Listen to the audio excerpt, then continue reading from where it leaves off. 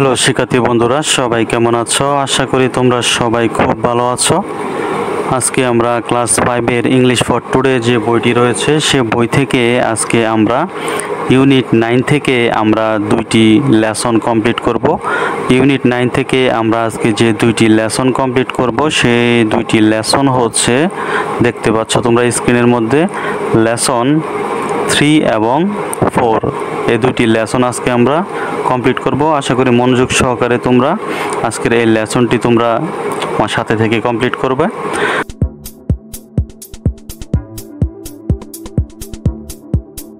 প্রথমে আমি তোমাদেরকে একটি জিনিস বলে নেই, সেটি হচ্ছে এখানে যে তোমরা দেখতে পাচ্ছ গল্পটি, এই গল্পটি কিন্তু আমি গত ক্লাসে পড়েছি, তোমাদেরকে বোঝানোর চেষ্টা করেছি যে এইখানে কি হয়েছিল, এখানে কে কি করেছিল সব কিছু কিন্তু আমি ইংরেজি থেকে বাংলাতে ট্রান্সলেশন করে বুঝিয়েছি। কারণ আজকে আমরা এই গল্প থেকে কিছু প্রশ্ন পাবো, সে প্রশ্নের আনসারগুলো আমাদের করতে হবে।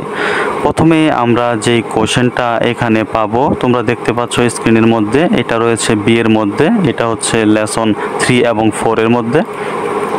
প্রথম আমি বি থেকে একটু পড়বো যে এখানে আমাদের কি করতে হবে সেটি তো আগে বুঝতে হবে, না বুঝলে তোমরা আনসারটা কিভাবে করবে, আগে প্রশ্ন পড়বে মনোযোগ সহকারে। প্রথমে এখানে বলা হচ্ছে রিড অ্যাগেন, আবারও পড়ো। রাইট টি, এখানে টি লিখবে, কেন টি লিখবে? যদি ট্রু হয়, ট্রু হলে আমরা ট্রুটাকে সংক্ষেপে লিখবো টি, আর ট্রু এর বাংলা অর্থ হচ্ছে সত্য। তারপর রয়েছে ফলস, ফলস মানে হচ্ছে মিথ্যা, আর ফলসের প্রথম লেটারটি হচ্ছে এফ, আর ফলস বোঝানোর জন্য শুধু এফ সংক্ষেপে লিখলেই হবে। আশা করি তোমরা এতটুকু বুঝতে পেরেছ। এখন আমাদের কাজ হচ্ছে প্রশ্নটা পড়া, প্রশ্নটা পড়বো এবং আনসারটা করব। প্রথম প্রশ্নটা হচ্ছে, লক্ষ্য করবে এই প্রশ্নটি পড়ার পর যদি আমাদের মনে হয় যে এটি 100% যে গল্পটি আমরা পড়েছিলাম গত ক্লাসে এই গল্পের সাথে মিলে যায় 100%, তাহলে এটি হবে কি? True.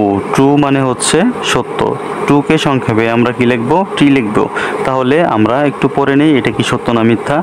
There was A fire at Raju school, রাজুর স্কুলে আগুন লেগেছিল। When he was in class 5, যখন সে 5ম শ্রেণীতে পড়তো তখন তার বিদ্যালয়ে আগুন লেগেছিল। এটি হচ্ছে সত্য, তাই এটা ট্রু হবে। তারপরে আমরা দেখতে পাচ্ছি নাম্বার 2 এর মধ্যে বলা হচ্ছে the teacher left the student in the building during the fire, মানে আগুন যখন লেগেছিল তখন শিক্ষকরা কি করেছিল? ছাত্রছাত্রীদেরকে বের করে দিয়েছিল। আমরা কিন্তু কথাটা এরকম পাইনি, আমাদের 100% সম্পূর্ণ মিলতে হবে গল্পের সাথে এই প্রশ্নগুলো, তাহলে হবে ট্রু। আর যদি সম্পূর্ণ না মিলে তাহলে হবে এফ মানে ফলস। নাম্বার 3টা পড়ব। নাম্বার 3-এর মধ্যে বলা হচ্ছে রাজু ডিডেন্ট সি, মানে রাজু দেখেনি। দেখেনি এটার ইংরেজি হচ্ছে ডিডেন্ট সি। তারপর কি দেখেনি? ফায়ার ফাইটার, মানে যারা আগুন নিভিয়েছিল তাদেরকে রাজু দেখেনি। পুট আউট মানে হচ্ছে নিভানো, তাহলে কি নিভিয়েছিল? আগুন নিভিয়েছিল। তাহলে রাজু যারা আগুন নিভিয়েছিল তাদেরকে দেখেনি অ্যাট স্কুল, মানে স্কুলেতে। এটা কি সত্য নাকি মিথ্যা? এই চিত্রটা দেখলেই তোমরা বুঝতে পারছো যে এটা কি সত্য নাকি মিথ্যা। রাজু কিন্তু বড় বড় চোখ করে এখানে দেখছে যে তার বিদ্যালয়ের আগুনগুলো বা আগুনটা দমকল কর্মীরা মানে ফায়ার ফাইটাররা নিভাচ্ছে। তাহলে এটা কি হবে? ফলস হবে, এখানে দেখেনি বলেছে। তারপর নাম্বার 4, এইখানে আমরা দেখব কি বলা হচ্ছে Raju always earn money, Raju সবসময় টাকা উপার্জন করতো। বিং এ ফায়ার ফাইটার, যখনই নাকি সে ফায়ার ফাইটার হয়েছিল তখন থেকে সে টাকা উপার্জন করত। এটি হচ্ছে ফলস, মানে শুরু থেকে কিন্তু সে ফ্রিতে কাজ করেছিল ভলান্টিয়ার হিসেবে। তারপর 5 নাম্বারের মধ্যে বলা হচ্ছে রাজু অলসো লাইকস টিচিং, মানে রাজু শিক্ষা দিতে কিন্তু পছন্দ করতো, মানে শিখাতে পছন্দ করতো। এটা হচ্ছে ট্রু। 6-এর মধ্যে বলা হচ্ছে talking to student is parts of Raju job, মানে ছাত্রছাত্রীদেরকে যে সে কথা বলতো সবার সাথে বিদ্যালয়ে গিয়ে, সেগুলো তার কি ছিল? তার চাকরির একটি অংশ ছিল। এটা হচ্ছে ফলস, এটা তার চাকরির অংশ ছিল না। আশা করি তোমরা বুঝতে পেরেছ। তাহলে এতটুকু তোমরা বুঝতে পেরেছো। এখন আমরা কি করব? এখন আমরা একটু নিচের দিকে যাব, নিচের দিকে গিয়ে দেখব পরবর্তীতে কোন কোশ্চেনগুলো আমাদের জন্য রয়েছে। এইখানে তোমরা খেয়াল করবে কিন্তু এখানে 4টি কোশ্চেন কিন্তু এখানে ফলস হয়েছে, মানে মিথ্যা আমরা পেয়েছি। এখন আমরা যদি একটু নিচের দিকে যাই, এখানে দেখতে পাচ্ছি সি এর মধ্যে কিন্তু দেখতে পাচ্ছ এখানে কি বলা হচ্ছে সেটা আমরা একটু পড়ব। সি এর মধ্যে বলা হচ্ছে কারেক্ট দ্য ফলস, মানে যেইগুলি ফলস হয়েছিল উপরে আমরা 4টি পেয়েছিলাম, যে 4টি ফলস হয়েছে সেই 4টিকে বলা হয়েছে কারেক্ট দ্য ফলস সেন্টেন্স, মানে সেই ফলস সেন্টেন্সগুলোকে সঠিক করার জন্য বলা হয়েছে সি এর মধ্যে। কোথায় করব? Right them in your exercise বুক, তোমাদের খাতার মধ্যে লিখবে। তাহলে এর কারেক্ট আনসারগুলো কিভাবে লিখবে, ফলসগুলোকে কিভাবে সঠিক করবে সেটা আমি তোমাদেরকে ক্লাসের শেষের দিকে আনসারগুলো দিয়ে দেব। এখন ডি নাম্বারের মধ্যে বলা হচ্ছে গ্রুপ ওয়ার্ক, মানে দলবদ্ধভাবে কাজ করো। কি কাজ করবে? এখানে যে একটা প্রশ্ন দিয়েছে তোমাদেরকে, এই প্রশ্নটাই আনসার করবে, এটাই হচ্ছে তোমাদের গ্রুপ ওয়ার্ক। এখানে আমি পড়ি, হোয়াই ডু ইউ থিঙ্ক, কেন তুমি মনে করো রাজু হয়েছিল এ ফায়ার ফাইটার, মানে একজন দমকল কর্মী। কেন রাজু হয়েছিল তুমি মনে করো? সে গল্পটা পড়ার পর এটাই তুমি লিখবে। এটা কিন্তু একা একা লিখলে হবে না, দলবদ্ধভাবে বা দুইজনে মিলে লিখতে হবে। সেটা তোমরা ডায়লগ আকারেও লিখতে পারো। আর সি এবং ডি এর আনসারটা আমি তোমাদেরকে দিয়ে দেব, টেনশনের কিছু নেই। এখন আমরা একটু নিচের দিকে যাব, দেখব ই এর মধ্যে কি রয়েছে। এর মধ্যে এখানে বলা হচ্ছে ল্যাঙ্গুয়েজ ফোকাস, মানে ভাষার দিকে লক্ষ্য করো বা ভাষার দিকে নজর দাও। এর মধ্যে এখানে বলা হচ্ছে অকিউপেশনস নাউন, মানে পেশাগত নাম। প্রত্যেকেরই কাজের একটি পেশা আছে, সেই পেশার নামটা এখানে বলা হয়েছে ফ্রম ভার্ব, মানে ভার্ব থেকে পেশাগত নাম এখানে আমরা কিভাবে তৈরি করতে হয় সেটাই আমরা শিখব। প্রথমে তোমরা একটু লক্ষ্য করো নিচের দিকে কি বলা হচ্ছে, আমরা আগে জানবো।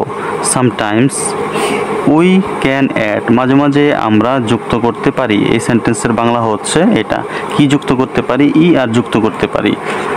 টু এ ভার্ব, মানে ভার্বের সাথে আমরা ই আর যুক্ত করতে পারি, এটাই বলা হয়েছে। টু মেক, তৈরি করতে, তার মানে টু মেক মানে হচ্ছে তৈরি করতে। কি তৈরি করতে? এ নাউন, মানে একটা নাম তৈরি করার জন্য আমরা ভার্বের সাথে ই আর যুক্ত করতে পারি। এখন উদাহরণস্বরূপ আমি তোমাদেরকে এখানে দেখাই। তোমরা এখানে দেখতে পাচ্ছ একটি মেয়ে গান গাচ্ছে, আর গান গাওয়া এর ইংরেজি হচ্ছে সিংস। সিংস মানে কি? গান গাওয়া। আশা করি তোমরা এতটুকু বুঝতে পেরেছ। তাহলে এইখানে সি দ্বারা কি বোঝানো হয়েছে? সি দ্বারা বোঝানো হচ্ছে সে। এই সি দ্বারা যখন সে বোঝাবে তখন বুঝতে হবে মেয়েকে বোঝানো হচ্ছে। আর যদি হি দ্বারা কোনো সে বোঝায়, মানে সি অর্থ সে, হি অর্থ সে, কিন্তু এখানে সি দ্বারা বোঝালে মেয়েকে বোঝানো হয়েছে, আর হি দ্বারা বোঝালে ধরে নেবে ছেলেকে বোঝানো হয়েছে। এখানে যেহেতু মেয়েকে বোঝানো হচ্ছে তাহলে এখানে বলা হচ্ছে শি সিংস, সে গান গায়, মানে মেয়েটি গান গায়। আর এই গান গাওয়া মানে যে কাজটা সেটাই হচ্ছে ভার্ব। আর এই ভার্বের সাথেই যদি আমরা ই আর যুক্ত করে দেই তাহলে এটা কি হয়ে যাবে? একটি নাউন তৈরি হয়ে যাবে। আর এটাই দেখতে পাচ্ছ একটু নিচের দিকে লেখা আছে সিং এর শেষের দিকে এখানে ই আর যুক্ত করেছে। ই আর যুক্ত করার কারণে এটার ভার্ব নেই, উপরটার মতো ভার্ব নেই, এটা হয়ে গিয়েছে কি? নাউন হয়ে গিয়েছে। তাহলে নাউন এর অর্থটা কেমন দাঁড়ায়? সিং অর্থ যেহেতু গান গায় বা গান গাওয়া, আর সিঙ্গার ই আর যুক্ত করার কারণে এটা কি হয়ে গিয়েছে? এটা হয়ে গিয়েছে গায়িকা, মানে একটি নাউন হয়ে গেছে। আশা করি তোমরা এতটুকু বুঝতে পেরেছ।